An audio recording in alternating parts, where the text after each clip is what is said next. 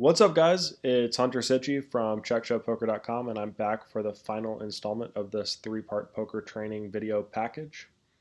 And today we're going to talk about post-flop play. So we're going to go over objectives, reasons to bet, value betting, checking back, leading the turn, barreling, check calling, check raising, calling check raises, floating, 3-bet pots, 4-bet pots, and 5-bet pots before wrapping it up with some closing words. Let's get started. I'd like to start us off by going over objectives. So, those of you who know me know that I was a critical care paramedic for 2 years before I decided to quit to play poker full time. And during that 2 year period, I learned a lot about systems theory because I was often placed in unstable, chaotic environments, and I had to make good decisions to keep people alive. And in order to do that, I needed to understand protocols, guidelines, and critical thinking skills. Protocols are for things that happen all the time, like treating diabetics. Guidelines are for things that don't happen as frequently, like treating a diabetic with a seizure disorder. And then critical thinking skills are for things that almost never happen, like treating a diabetic that also has a seizure disorder and happens to be a hemophiliac and happened to drive off a bridge into a frozen river, right?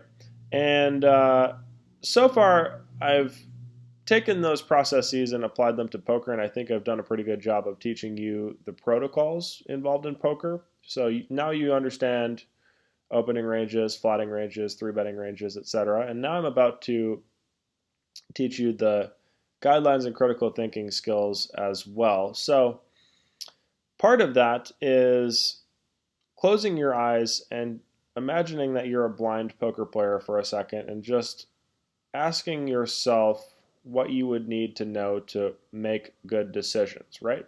I think you would start off by asking what the blinds were, what game you were playing, how deep the stacks were, where you were in relation to the button. And after finding out that you're actually on the button, you would probably want to know who the blinds were before actually looking down at your hole cards. And then at that point, you could refer to the protocols that I've taught you, and you would know that you should be raising king queen always in this situation. And then you go ahead and execute. You actually raise with that hand. And after getting called by the big blind, you go post flop. And the first question you would want to ask yourself is, what is the size of the pot? What is the flop? What is villain's defense range out of the big blind? How often is he going to check to you? And then what are you trying to accomplish against him?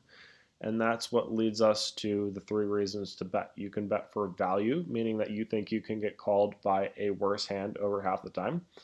You can bet as a bluff, meaning that you don't think villain is going to meet minimum defense frequency.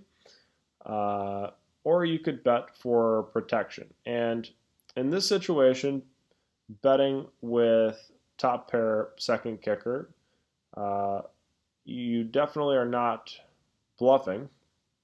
So you have to decide if your hand is strong enough to go ahead and bet for value and protection. And in this case, I definitely think it is.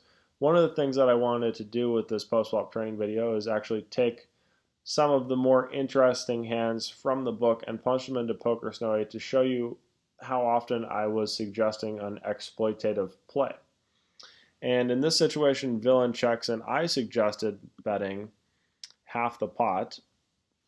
Snowy actually suggests a mixed strategy. It goes back and forth between checking and betting, and both of them have the exact same EV 6.49 big blinds. And as a default, it would use a pot size bet. If that was the case, it would actually check back here. I really disagree with this against live opponents. So already, this is the first exploitative suggestion that I made in the book. I actually suggest betting half the pot. Let's say that you go ahead and do that. And villain check calls. Now the turn is the ace of diamonds. Villain checks.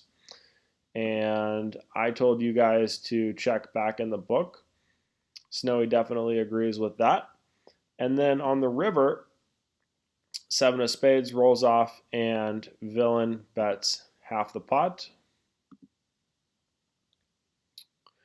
And I told you guys to fold here. And now I know that that is actually an exploitative suggestion because I wrote the book before Poker Snowy Pro was as advanced as it actually is today. And apparently there is enough error in villain's range for you to be calling against an all-powerful supercomputer. So there would be enough 10-9 offsuit, 10-8 offsuit, and 8-9 offsuit in Snowy's bluffing range on the river that you could make a call. What is the difference between what Snowy is doing and what all of your human opponents are doing?